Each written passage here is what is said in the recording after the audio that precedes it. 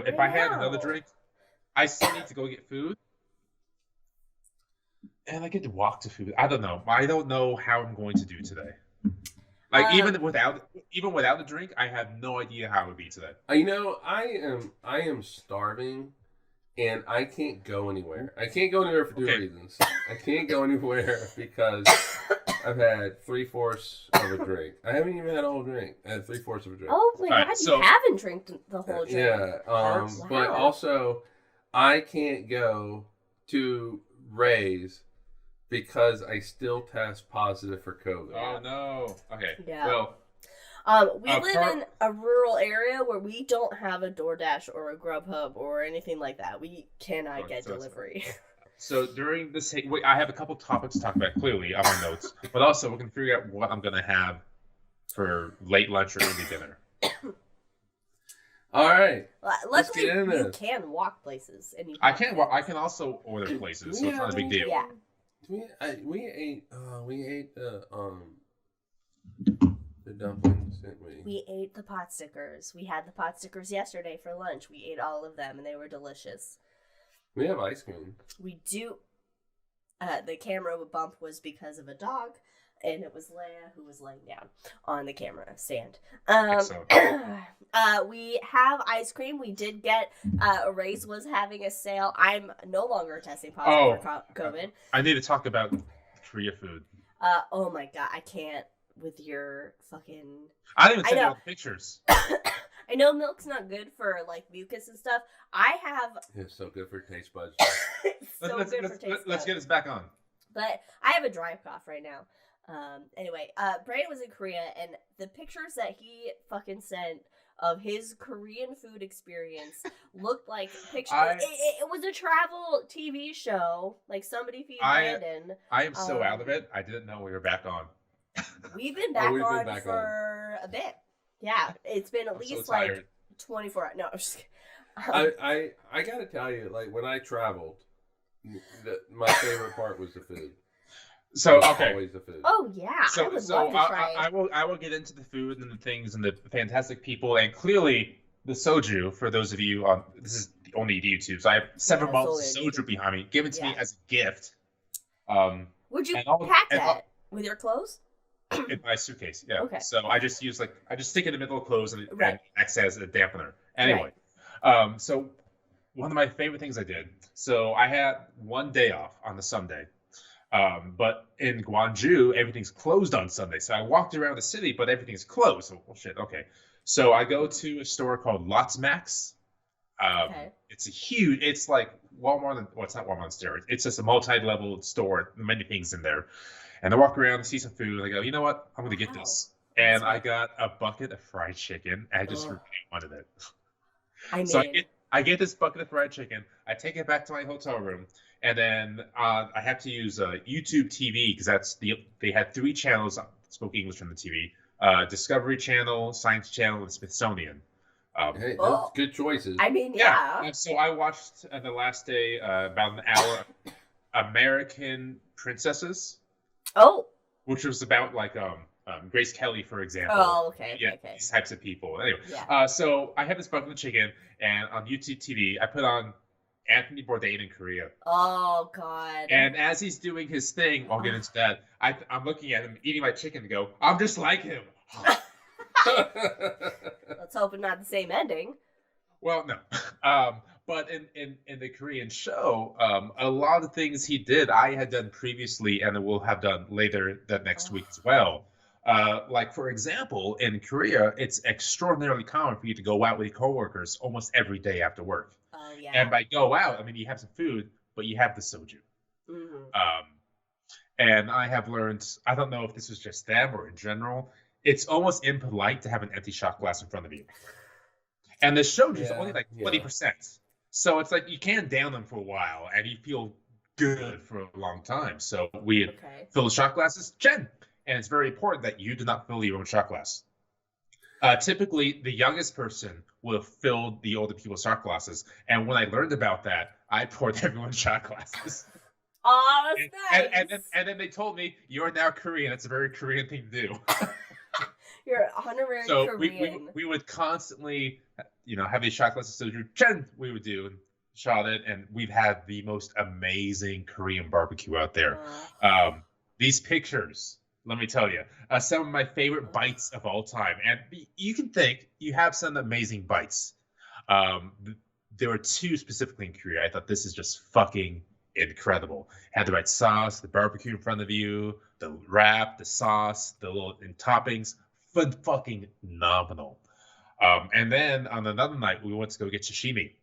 And I've had some good Hawaiian sashimi is still absolutely amazing. And I'll send you this picture after this. But the sashimi in Korea, there's so much with so much soju. Because in Hawaii, I had this all by myself, so it's different. But when you go and have this fantastic feast and soju with other people around you and having a great time, it adds a whole other level. That community aspect. Yes, it was, and that's exactly what the Korean drinking culture is. It's community, it's laughter, it's just being together, and it added so much to the experience, and I loved it. Oh, that's awesome! I don't know if you can see the comments from Elizabeth Allen Green in chat, because I guess she lived there for 2 years.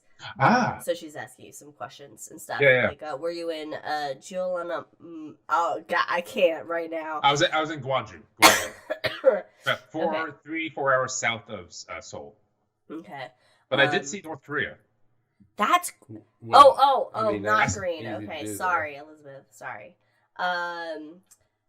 That's but as somebody that's never been in that part of the world and can't, just to even see North Korea would be like and that's trippy. Would be crazy. We all get very drunk because we were pushing our limits, which was because they were very surprised at how much I could drink. They were also surprised at how well I could take spicy food, which was newish to me. Because in Mexico, they were surprised too. So I guess my travels have changed my palate. Okay, but anyway, but how's that red pepper flakes treating you? I mean, no. I can take that's so I only have a reaction in American spicy food. International spicy food, no reaction. Oh, no idea why. Interesting. I wonder. I don't know what it is. That's interesting. But anyway, so we have all this soju. We're having great conversations, talking. One guy speaks a little bit of English, but understands English at least, and the other one fully speaks it. And we just dive into all these cultural topics that you just don't know about, Korea. They don't know about America, for example. So it was just great having that connection of we're all interested in each other. Let's talk about this weird stuff that we can't talk about with other people. It's interesting. That's really cool.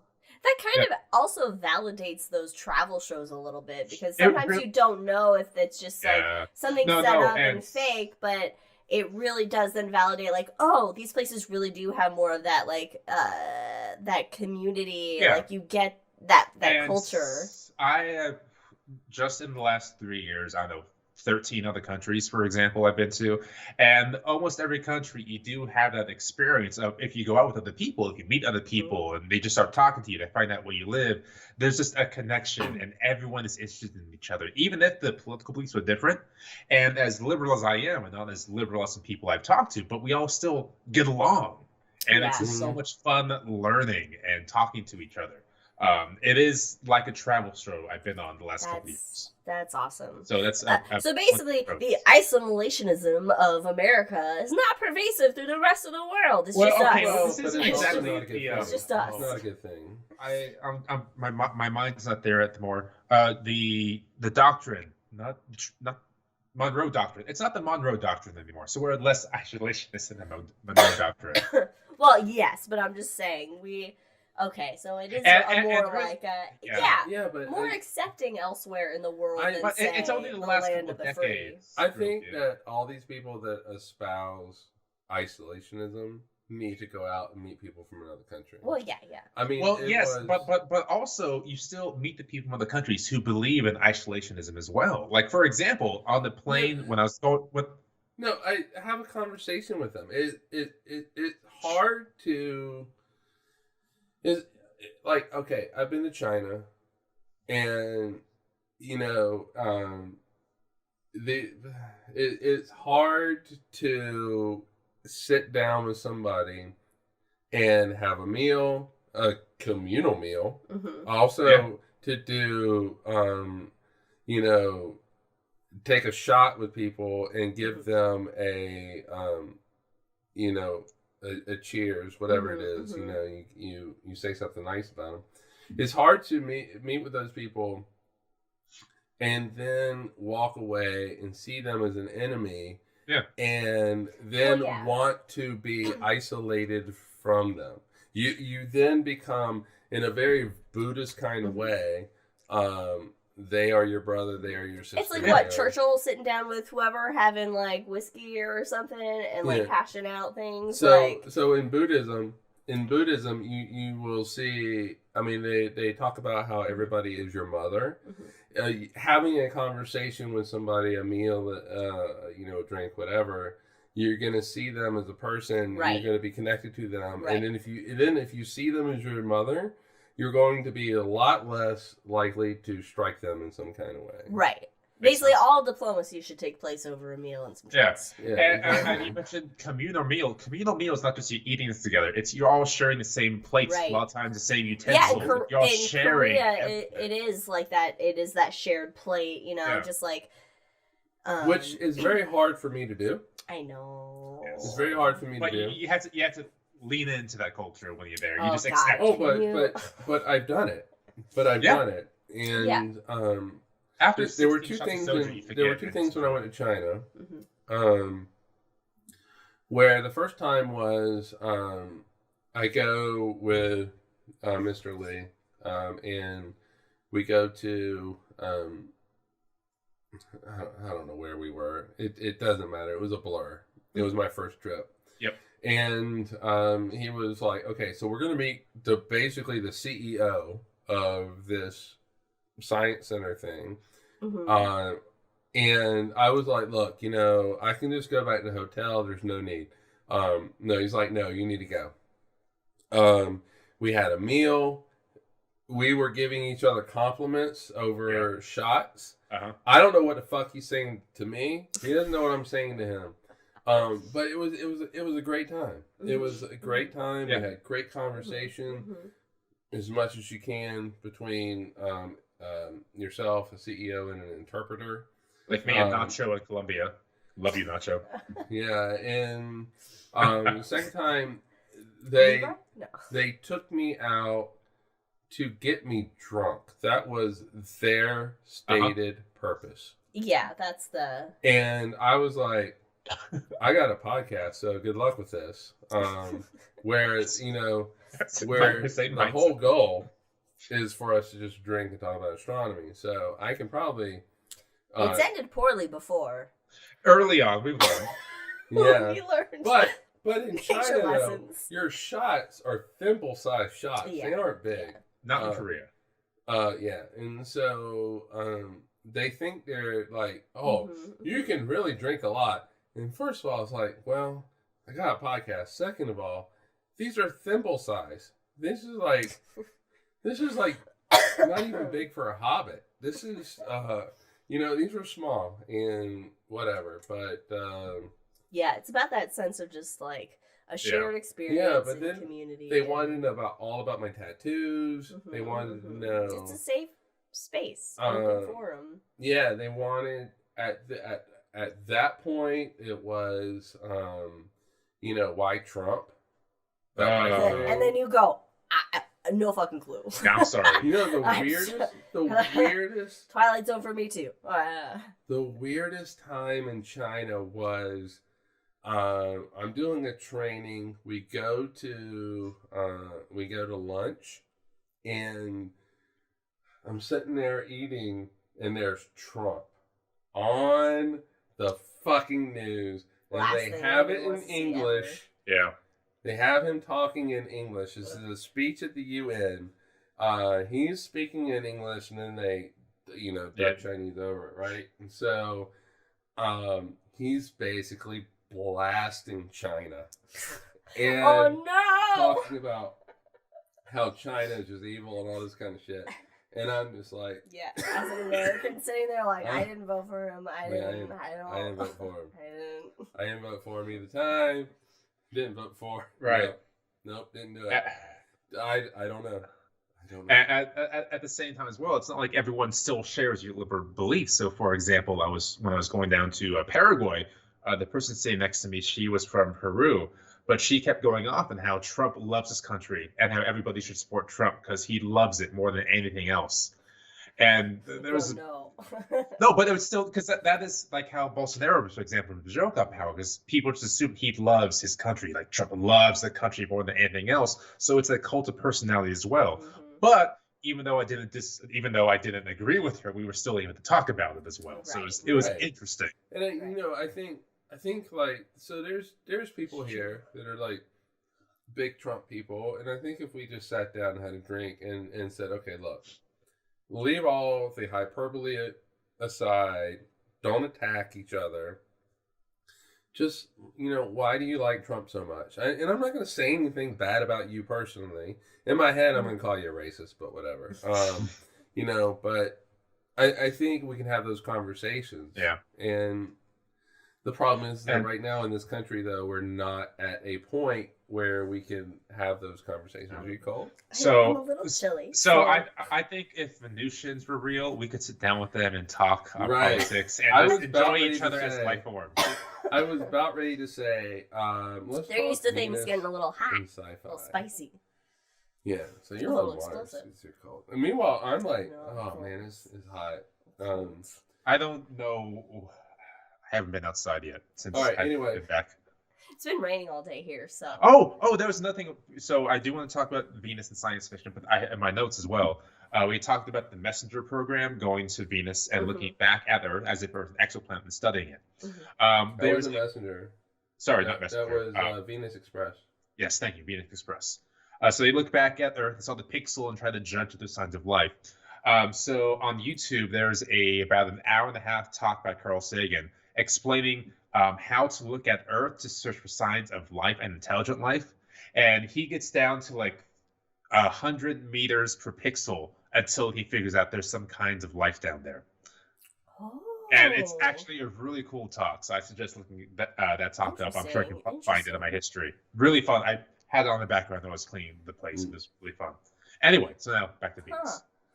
Venus in sci-fi. All right, so of course, excitement. Oh no, she's looking out the window. The first time that we have Venus written down in literature, where it's other than maybe like, hey, there's a fucking star up there or something. Can I guess? Yeah, go ahead. Is it? Are you looking at the outline? I'm not. I'm assuming Gilgamesh. No, actually not. Gilgamesh. Much sooner than Beowulf. Much more recent than Gilgamesh. Honestly, Beowulf sounds right. That was what 1200s. No, this is where you're. I'm not talking about referencing, Venus in the sky because the Bible could be Lucifer, fiction. Where you actually write something fiction. About it. Writing. Oh, okay, understood. That changes it. It's not Kepler. That was the moon. Nope. So it would have been Jules Verne?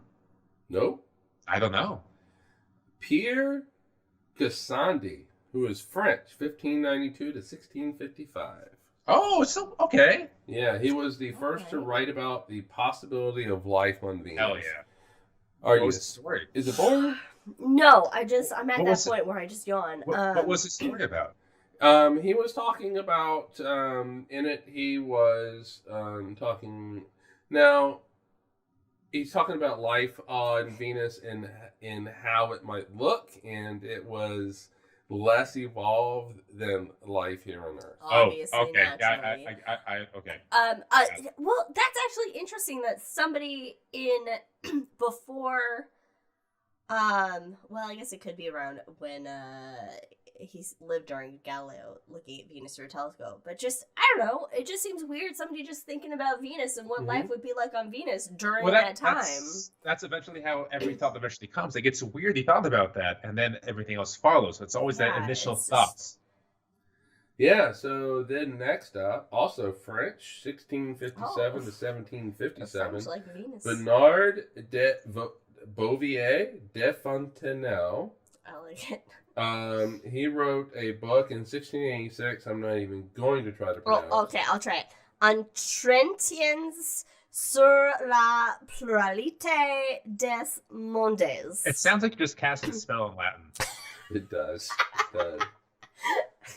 It was the first well-founded scientific novel about extraterrestrial worlds, and it featured civilizations on Mercury, Venus, and Saturn. Yeah. It was actually the most popular book of its type until the end of the 18th century, so the end of the 1700s. Wow. Well, it's a good thing I didn't learn then, because I would be burned at the stake for being a witch, apparently. You still might be. Don't give up your hopes yet. That's true. It is. Life goals. Hashtag life goals. You do live in Oak Ridge. We have a diverse Hashtag boss witch. Yeah. All right. Let's fast forward to some more modern times. Oh, okay. All right. Edgar Rice Burroughs. Hell yeah. All right. He wrote a bunch of books.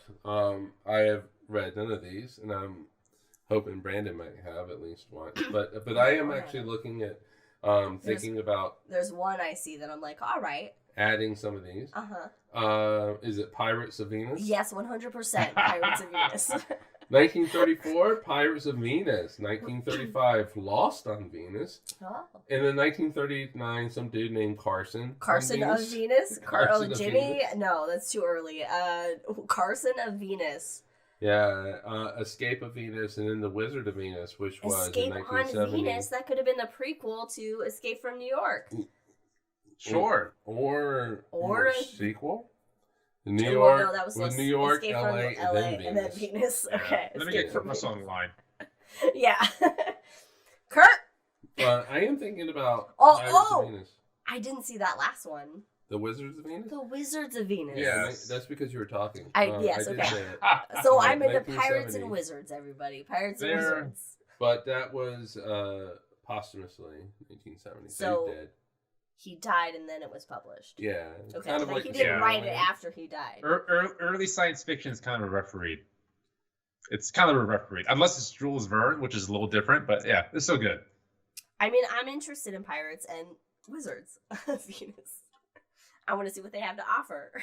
So basically, in these, though, and again, having not read them, but going to read Pirates of Venus, Venus is this place where you do have people that you can, walk around probably without a space helmet, and that would be that type of thing. Wild. Brandon has his hand raised. Yeah, go ahead. Don't raise your hands. Interrupt. Can we have an episode where we just talk about Pirates of Venus, like a book club episode where we just talk about Pirates of Venus? We all read it. We all read it. Okay. I kind of want that. The Cosmos book review. All right, that is going to be on April 7th. That's the next one that's not high in the sky. Oh, okay. I have Robert Goddard down, but that's kind of... Oh, that's a whole episode. That's a whole fucking episode. Oh, boy. Yeah, but the question is, will Brandon be here for it? It's gonna be a Herschel moment where I decide like the week before this happens. Okay, yeah, he's gotta be in the zone for that one. Oh, Jack says in chat, the Total Recall author was kicking around a Venus setting at one point. All right. I've actually never seen the full Total Recall. I only see it once in a while, like in weird hipster bars playing in the background. Right. We watched it because I had never seen it. So we watched it because I had never seen it. And it seems like a fun bar movie, which I'm happy with. Yeah, it's wild. It is definitely wild. It's definitely wild. Anyway. It's so cheesy. But it's great. It's great. It's worth it. Lady. Yeah. And then they get onto the surface first of all, just and the eyes Schwarzenegger. bulge out. Yeah. But no, it doesn't fall out, but it's close to falling out. It's bulge. She said bulge. Oh yeah, definitely. It is definitely worth a full watch of it. All right. At some point in your life before you die. If you want to go to Poland, couple hours. Yeah. If you want to go to Poland, Stanislav Lem. Oh, you like pierogies, so. I do like pierogies. Yeah. Oh my god. And not the store-bought pierogies here in the U.S. Authentic Polish pierogies. So good, so good, so good. Anyway, he was a Polish author. Hey, that's why I enjoyed it, Jack. He wrote The Astronauts in 1951. The Astronauts. That's a fun one. Yes. He was one of the first to create an image of Venus very similar to our present knowledge of extreme surface conditions on the planet. Quote, and this is from the European Space Agency. Okay. Quote, described the surface of Venus as a hellish place. The astronauts who visit it on an international expedition see the cause of it is not natural. When they discover the remains of an extinct high-technology civilization, they find evidence that the inhabitants had committed nuclear suicide and destroyed their environment. Oh! So not only is the reality of a runaway greenhouse effect on Venus and a warning for climate change, but also nuclear war. That sounds a lot like liberal propaganda, guys. Yeah. Oh yes. How can we end up like Venus? Let's write a book of maybe of how can we end up like Venus? Let us count the ways. We got to be thick and we got to be hot. Yeah. All right. So when I was a little kid, I read a short story. We had to read it. We had to read it for. I was probably in like 5th grade. I don't remember who it was by. So I'm probably about 10 years old. But I remember the story. Yes. And the story is about this little girl who is in love with the stars. Oh, yes. Yes, I know this one. Already, I know it. I don't know it, but is it about me? Because she's in love with the stars and she lives on Venus. Oh, it's not about me. Are you still possibly knowing it? I got you. Okay. All right. Okay. Venus is a very cloudy place. Yeah. Yes. What? How can she ever see a star? This is, it's not Brad, I think it's Asimov. It's not Bradbury. I think it's Asimov. Okay, I don't know. And I might mess this up. This is me remembering. You didn't even go to look it up to just. No, I got you. Oh, okay. But in 40 years, it may have morphed in my head. Yeah, along and so Brandon is going to, he is going to correct me if I'm wrong. So there is a window in the cloudiness where you can go out and you can look at the stars. You can look at the sky. Yeah. And she's so excited about this, and so she's going to go look at the stars. But she's got about 9 seconds.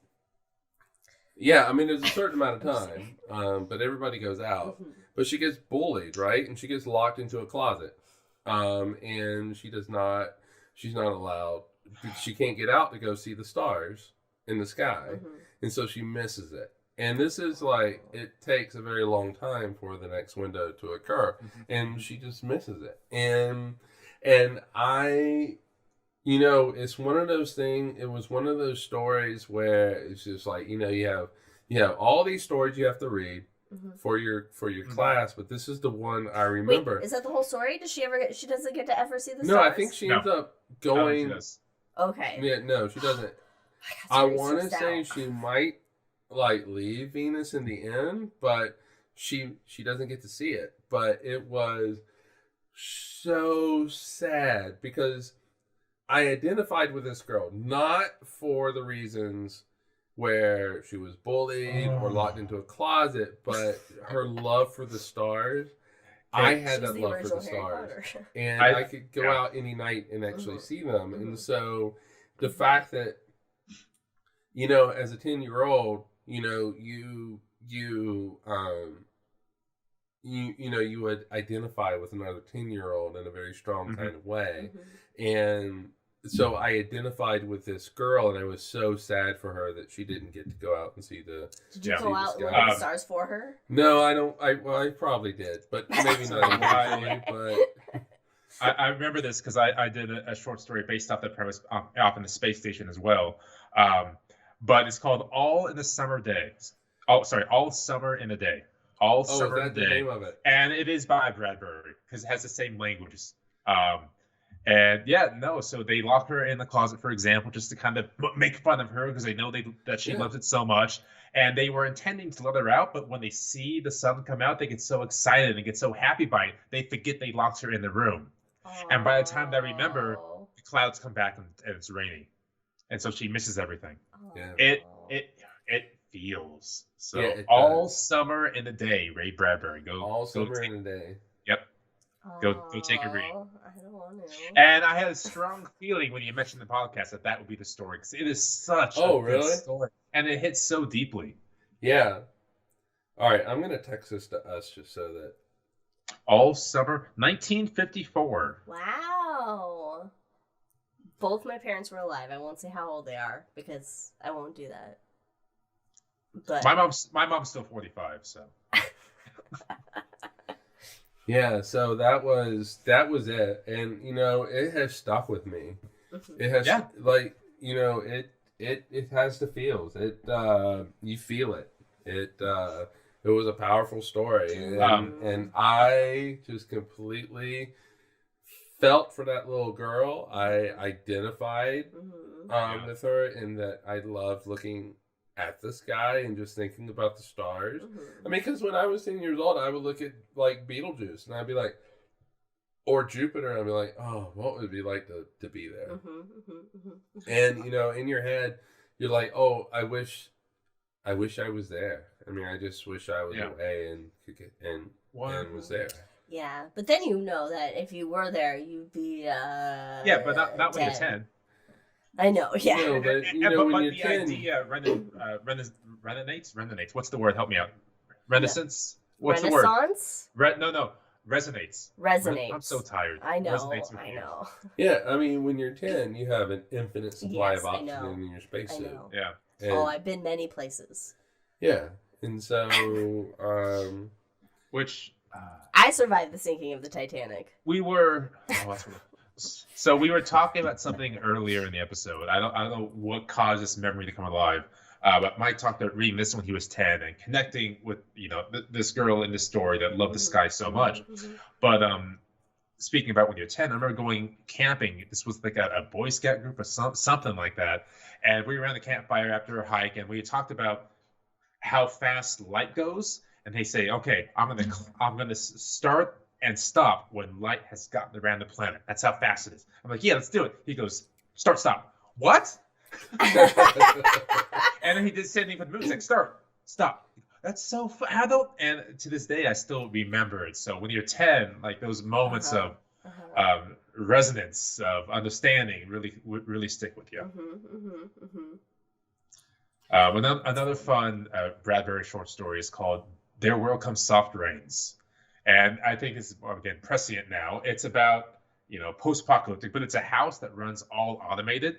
And so it's just a day in the life of this house that's still living, maybe like 100 years after a nuclear apocalypse. And it just goes through, the toast is toasting, the wash is going on, the AC kicks on, and meanwhile there's nothing but death outside. There's nothing else. It's just a strange atmosphere. Kind of the same idea. Yeah. So. That's interesting, actually. Oh. And it could be fairly prophetic. Yeah. Elizabeth performed it in high school. What did you perform in high school? Part of the Martian Chronicles. Okay. I need to read more. I'm very not well read. I can give you a list. I know you could. Also, I have a bunch of books up there as part of the Lady Astronaut trilogy.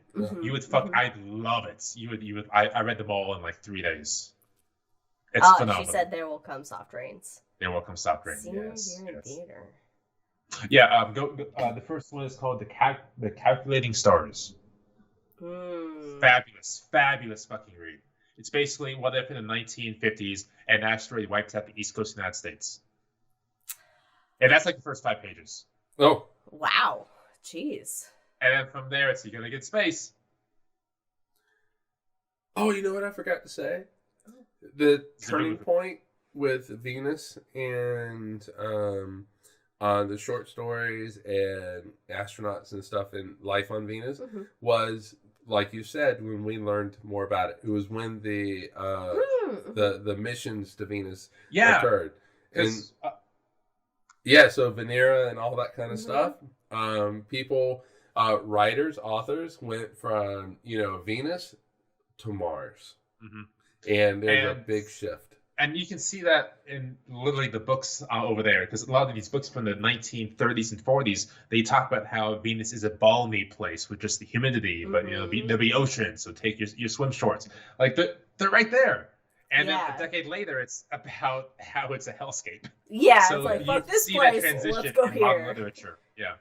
Well, I mean, and that's just the way of things. It's Yeah. just typical with once we learn more, it's like, But- obviously Venus it's cannot so- be this, so we can't. Right, but it's strange to learn on a planetary scale, going from one habitable extreme to another hellscape extreme. It's a strange seeing that in literature, and literature moves slowly sometimes. Yeah. But when faced with, the real evidence of what Venus is, you can't, it's harder than to make even a fictional, piece of where it's habitable without having to explain technologies you don't have or understand. Another author I enjoy, Alistair Reynolds, he does magnificent space operas, and in one of his books he'll go to Venus, but it's realistic Venus, like they have basically mechanized suits going down to the surface, and they all live in balloons, because you go down to the surface, you obviously die, but it's a lot of fun to do that as well. Yeah. How far are you into Red Mars? 38%. It's on Kindle, so I know the exact percentage. Oh my god! Really? Does it tell you the percentage? Yeah, it does. Yeah. Oh. Because I'm 45%.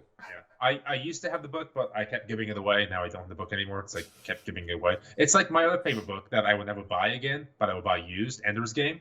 I keep giving that book away because it's such a fun read. So I don't have it.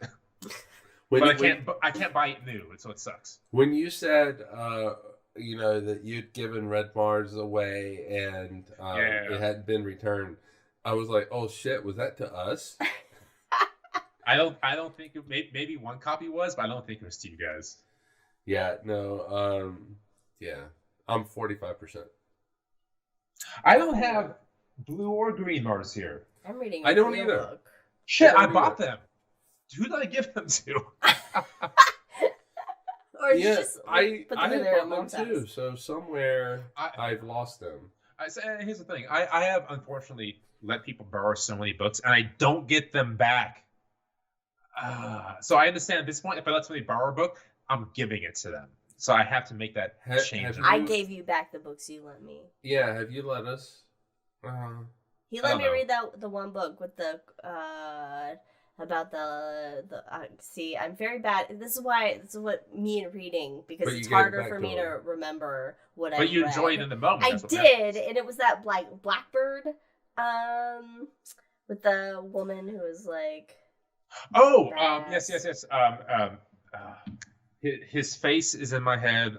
He loves apples. God damn it, what's his name? It's over here somewhere. Okay, well, I'm glad I'm not Chuck Wendig. It's called Blackbirds. Yes, Blackbirds. Okay. The protagonist, if she touched somebody physical contact, she sees how they die. Yes. It's just a lot of fun, and she's foul mouth, which basically it's great. Yes, and that was a very fun read. I enjoyed it, and it was out of my typical. When did you do that book? It was when we were all living. This must have been a while ago. Yeah. In Ogden. Cool. Yeah. It wasn't a big book. It was like this, and I read it at night when we go to bed. It's right there, next to one of my favorite books, The Road, by Cormac McCarthy. Beautiful language. They're all your favorite books. That's not true. That's true. I have some I care for less, but this book right here, The Poor Man's Guide to Europe, 1956 edition, is a lot of fun to read. Just random pages. Just random pages. Randomly. Yeah. Europeans like Americans. I won't, but a thumping to the answer. Europeans hate our guts school of thoughts prevalent amongst many Americans. Yes, it's a fun read. There's also next to me Life Among the Germans. Oh, and Elements of Composition. Let's see, since we're here and we're in the Hangover, what do you think this book was written? Elements of Composition. Ooh. 19. It looks like I'm gonna go with Ooh, I want to say like 8. It used to be owned by Herman G. Wahey from 903 Garfield Avenue in Topeka, Kansas. Wow. I'm gonna say 1897. Okay, Mike, what you got? Oh, what did I say? 1916. I think I threw that out. 1915. Oh, damn. Oh, and when we say composition, it's not elements. It's English literature. I should have known that because I bought it. Because I do have old chemistry books here as well, which is what I thought it was when I first looked at it. No, it's an English textbook. So Okay. so you saw the title, you didn't even look No, at no, it. I did, but I bought it obviously Topeka, Kansas, so probably when I was in Oklahoma. So I probably bought it about 6 years ago. I just haven't looked at it since. That's great. All right. That's great. Cool. Yeah. Should we call it? Yeah, I Sure. gotta find some food. Brandon needs I don't know. I don't know what I have to do, man. This is What do I just- do? You have to stay awake, I guess, now? I need No, to get, if I stay, so I'm going to stay awake, and then I'll get to bed around 9 or 10. But then circadian rhythm, that's going to say, hey, it's 10 a.m. to your time. You should be awake. And so I'll be sleepy, I'll be tired, and my eyes will pop open at 10 p.m. I think, fuck, You just need I'm to. wide awake. I mean, there's things that can help you with that. I won't No. elaborate further. No, I just Not get in paranoid. Utah. Not in Utah. I mean, I still have those pens. I just get paranoid. I don't like it. Okay, alright. Well, alright. My something anxiety else- goes to the roof. I got something else that could help you out, but anyway. I really wish that like pizza could be delivered. Oh, you know what? This Pizza's a good idea. Thursday, Brandon is currently Wait a at minute. home in Utah. this Thursday, Pie Day. Gonna be pie and Yes, pizza. we're doing pie and pizza on Pie Day, finally, because we've always talked about it, and then we never end up We celebrating never do Pie it. Day appropriately, so we're Pie Okay. Daying it. Maybe it's a pizza day. You I can don't do know. whatever We'll you see. want. I'm gonna cook I can't. those chicken shawarma things. Oh, good. That'll be good. Yeah. But the thing is, I'm so starving right now. Well, you can go have a snack. We got snackies. We We got don't have pretzels. snackings. Do we not have any more pretzels? No, I ate them all. Oh, well. Because of fucking COVID and nobody went to the grocery store because we all had COVID until today when somebody thankfully finally Yeah, we have soup. tested We have negative. soup. Well, soup's good. Soup is good. You can have some chicken. Oh, but we have no, chicken noodle soup. No, That's I not Do I get really- Panda? I want something. I can go from great thick Asian and food to hearty. terrible Asian food. I want something thick and hearty. That's a big transition. Don't do yourself. Don't do Panda like I that. love bad It'll Chinese food. ruin I Panda love for bad- you. So It won't. It Yeah, won't. I bet it would. Wait a minute, what's gonna ruin Panda? If he hasn't this soon to having actual good Asian food. Oh, I talked about this. I got very drunk off soju and talked about this. And the person I was talking to also agreed that bad mall Chinese food, because he lived in Canada for a while, is excellent. It's terrible, but it's excellent. Because it's bad. It's a guilty Well, pleasure. yes, but then you go to China and you have real Chinese food, Oh, and that's a you're whole like, difference. Yeah. holy fuck. It's like going to Singapore Yeah, and so having the food mini there. pies. Okay, with now I want to sweets. know what the mini. All right, what's in the mini pie? It's just a mini pie. It's a Like- pie. It's a mini pie. Like You just like make it smaller. Peach pie, that kind of pie. Yeah, like pies. Oh, okay. You know, I just No egg rolls in China? Nope, that's a San Francisco invention. Go San Francisco. Oh yeah, I know. I never. Those are fortune cookies, but I know fortune cookies in San Francisco. I think egg But- rolls in Like in San Francisco as well. Chinatown, San Francisco, I'm Best assuming. duck I ever had, though. I Oh know, my you always talk god. about the duck. I've never had Oh, duck. that Peking duck. Oh, that's good. My god. And you know the thing is it's on the communal wheel, so it's just The going lazy, round and round, Lazy Susan. and you're just like, I'm gonna push it to make the duck come to me. Oh, I got the duck. I sent you And- pictures. And Sashimi. you really just want to take the whole plate and just put it in front of you. Oh my goodness. And, I you need to know, try some duck. you're getting the Peking duck, and people want to move the round thing. You're like, He nope. says he It's got so bulk. good. Jack got bulk 3-inch graham cracker crust, and the kids get to decide on the fruit fillings, and they're gonna have 4 slow cookers Nice. going. What? Liz, check your phone. So, if oh shit. Okay, wait a minute. We can't just not all check our phone and then not show It's anybody. just- Oh, I can't even That's see it on my shitty. phone right now. fantastic. I don't have it yet. What's that? Oh, There's 2 because they're different plates. Because the first one was so good, we got Oh, so very shit. tipsy that we ordered another bigger plate. And then there's the second plate. Right there. And it was actual wasabi. Oh, yeah. I think- Okay. So apparently, most wasabi here is just horseradish dyed green. Yeah. Is that all? I mean, it I is? love yeah, horseradish, it's not but real wasabi.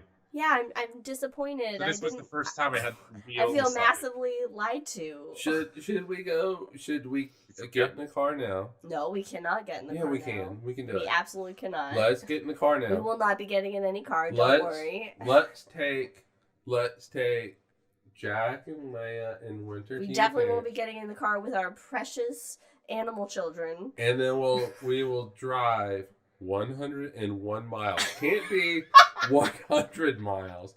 What's to my parents' house? To your parents' house. And then we will drop them off. And then we will say, hey, you get to keep them for a bit. And then we're going to go get in a plane in Redmond. Is that what? Uh-huh. Okay. And then we're going to fly to Council Bluffs. Yeah. And then we'll go get Jack's pies. Excellent. I'm in. All right, I got an airport right next to me. We're coming. Why can't your parents need to move? Again. Like just 1 mile closer to us. To make it an even 100? Yes. So what's crazy is so we moved here in January of 2023 and we lived at Liz's parents for 99 days. Couldn't make it one extra day for 100. It was 99 days. 99 days. And then you put in the distance between your parents' house and here, and it's 101 miles. That's like one of those fun facts. Like John Wilkes Booth killed Lincoln, and whoever killed Kennedy in the book depository and the libraries. Right. They found each other in the same theaters and the same days and shit like that. Yeah. But it was like, can't you guys get together? The universe is just fucking with me. Can't it just make it 100? The universe is uncaring, chaotic. And it's trying to kill you. Piece of shit, but we love it. The universe is a piece of shit. All right. I gotta get to food. Yeah. And use the washroom. Yeah. All right. Cheers, everybody. We'll see you in 2 weeks. Join us in 2 weeks where we talk about. What's the next month? April? Is that the next month? Leia. High in the Sky, April. Yeah. Yes. The next You're one looking is High at me in the Sky. I wasn't paying attention. And then I have a fun fact after we get off the air, or before we get off the air, whatever you want. All right. Cheers, everybody. We'll see you in 2 weeks. Bye. Bye, everybody. Thanks for joining us.